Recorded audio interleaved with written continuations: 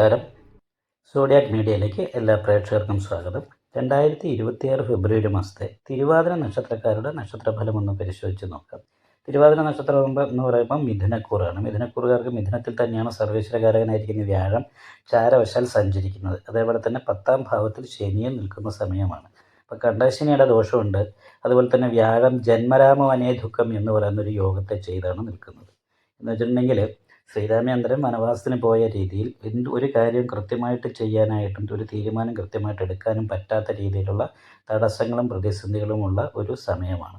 അപ്പം അത് കാരണം കൊണ്ട് തന്നെ അത്ര അനുകൂലമായിരിക്കുന്നൊരു സമയമല്ല തിരുവാതിര നക്ഷത്രക്കാരെ സംബന്ധിച്ചിടത്തോളം ഈ മാസം. അതേപോലെ തന്നെ ഭാതൃകദേശ ശൗര്യം എന്ന് പറയുന്ന യോഗം ചെയ്തിട്ട് സഹോദര സ്ഥാനാധിപത്യത്തിൽ ഘടനകാരകനായിരിക്കുന്ന കേതു നിൽക്കുന്നത് കാരണം സഹായിക്കേണ്ടവരുടെ പെരുമാറ്റം അപ്രിയമായിട്ട് തോന്നുക, സഹോദര സ്ഥാനത്തുള്ളവരെ പെരുമാറ്റം അപ്രിയമാകുക, ഇങ്ങനെയുള്ള കാര്യങ്ങൾക്ക് യോഗമാണ്. അത് കൂടാതെ കണ്ട് ചതുർഗ്രഹ യോഗമാണ്.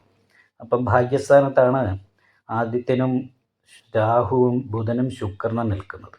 ഭാഗ്യസ്ഥാനത്ത് ഈ ഗ്രഹങ്ങളൊക്കെ നിൽക്കുന്ന അനുകൂലമാണ്. ഭാഗ്യാധിപതി കർമ്മസ്ഥാനത്താണ്. തൊഴിൽ കൊണ്ട് ഭാഗ്യം അനുഭവിക്കാൻ യോഗമുണ്ട്. എന്നാലും വളരെ ആക്റ്റീവായിട്ട് പ്രവൃത്തി എടുത്താലും ആ പ്രവൃത്തിയുടെ ഫലം കിട്ടുന്ന സമയത്ത് പ്രതീക്ഷിക്കുന്ന രീതിയിലുള്ള പ്രതിഫലം കിട്ടിയില്ല എന്നൊരു വിഷയം വരാനുള്ള സാധ്യതയുണ്ട്. അഷ്ടമത്തിലാണ് ചൊവ്വ നിൽക്കുന്നത്. അപ്പോൾ ശത്രു സ്ഥാനാധിപത്യം വഹിച്ചിട്ട് അഷ്ടമത്തിൽ പോയി ചൊവ്വ ബലവാനായിട്ടാണ് നിൽക്കുന്നതെന്ന് പറയുന്നൊരു ഗുണമുള്ള കാരണം ദോഷം കുറേ കുറയും. എങ്കിൽ പോലും കുറച്ചൊന്ന് ശ്രദ്ധിക്കേണ്ട സമയമാണ്. ലാഭാധിപതിയാണ്. ജ്യേഷ്ഠ സഹോദര സ്ഥാനത്തുള്ളവരുടെ അപ്രീതി പോലെയുള്ള കാര്യങ്ങൾ ഉണ്ടാകുക, നടുവേദന പോലെയുള്ള കാര്യങ്ങൾ, കഴുത്തിന് വേദന, കാലിൻ്റെ മുട്ടുവേദന, ഇങ്ങനെയുള്ള കാര്യങ്ങൾക്കൊക്കെ യോഗമുള്ളൊരു സമയമാണ്. കർമ്മ സ്ഥാനാധിപതി സാന്നിധ്യം ചെയ്ത് നിൽക്കുന്നതും തൊഴിലുണ്ടാകുമെങ്കിലും പ്രതീക്ഷിക്കുന്ന രീതിയിലുള്ള അഭിവൃദ്ധി തൊഴിൽ മേഖലയിൽ ഉണ്ടാകാനുള്ള സാധ്യത ഈ മാസത്തിൽ കുറവാണ്. അപ്പം അത് കാരണം കൊണ്ട് തന്നെ വിഷ്ണു ക്ഷേത്രത്തിൽ നെയ്വിളക്ക്, ഭാഗ്യസൂക്താർച്ചന മുതലായിട്ടുള്ള വഴിപാടൊക്കെ ചെയ്ത് നന്നായിട്ട് പ്രാർത്ഥിക്കാനായിട്ട് ശ്രദ്ധിക്കണം. അയ്യപ്പ ക്ഷേത്രത്തിൽ നീരാഞ്ജനം വഴിപാട് ചെയ്യണം. ഭാഗ്യത്തിനിടയ്ക്ക് മുറിവ് സംഭവിക്കുന്നൊരു ദോഷമാണ് രാഹു ഭാഗ്യസ്ഥാനത്ത് നിൽക്കുന്നത് കൊണ്ടുള്ളത്.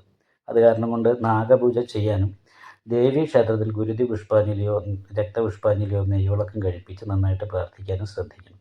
ഇങ്ങനെയുള്ള വഴിപാട് കാര്യങ്ങളൊക്കെ ചെയ്താലാണ് അനുകൂലമായിരിക്കുന്ന ഗുണഫലങ്ങൾക്ക് ഈ മാസം യോഗം പറയാൻ പറ്റുള്ളൂ. പക്ഷേ ദാമ്പത്യ സംബന്ധമായിട്ട് അനുകൂലമായിരിക്കുന്ന ഗുണങ്ങൾ അനുഭവിക്കാനായിട്ട് സാധിക്കുന്ന ഒരു സമയമാണ്. എന്നാൽ നടുവേദന പോലെയുള്ള രോഗം കൊണ്ട് ബുദ്ധിമുട്ടാനുള്ള സാധ്യതയുണ്ട്. യാത്രകൾ പരമാവധി 2 വീലർ യാത്രയൊക്കെ ഒന്ന് കുറയ്ക്കുന്നത് നന്നായിരിക്കും. വളരെ നന്നായിട്ട് ശ്രദ്ധിച്ച് കാര്യങ്ങൾ മുന്നോട്ട് നീക്കുകയുമാണ്.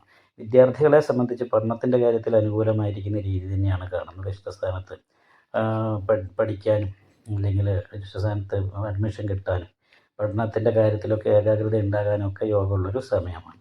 തൊഴിൽ അന്വേഷിക്കുന്നവരെ സംബന്ധിച്ച് അത്ര അനുകൂലാവസ്ഥ പറഞ്ഞുകൂടാ. പ്രതീക്ഷിക്കുന്ന രീതിയിൽ നല്ലൊരു തൊഴിൽ കിട്ടാനുള്ള സാധ്യത കുറവാണ്. അതുപോലെ തൊഴിലെടുക്കുന്നിടത്തും കുറച്ച് അഭിവൃദ്ധി കുറവുണ്ട്. കർമ്മസ്ഥാനത്ത് ശനിയാണ് നിൽക്കുന്നത്. അപ്പോൾ ശനി സെപ്പറേഷൻ ആയത് കാരണം എല്ലാ കാര്യങ്ങളും വളരെ സ്ലോ ആയിട്ട് മുന്നോട്ട് പോകാനുള്ള സാധ്യതയാണുള്ളത്. അപ്പോൾ കണ്ടശനി ദോഷത്തിനുള്ള പരിഹാരം ചെയ്ത് ശനിപ്രീതി വരുത്താനായിട്ട് പ്രത്യേകമായിട്ട് ശ്രദ്ധിക്കുകയും നന്നായിട്ട് പ്രാർത്ഥിക്കുകയും ചെയ്താൽ ഈ മാസം വലിയ ദോഷമില്ലാതെ മുന്നോട്ട് പോകാനായിട്ട് സാധിക്കും. നിങ്ങൾക്ക് ഈ വീഡിയോ ഇഷ്ടപ്പെട്ടാൽ ലൈക്ക് ചെയ്യുക, നിങ്ങളുടെ അഭിപ്രായങ്ങൾ കമൻറ്റ് ചെയ്യാം.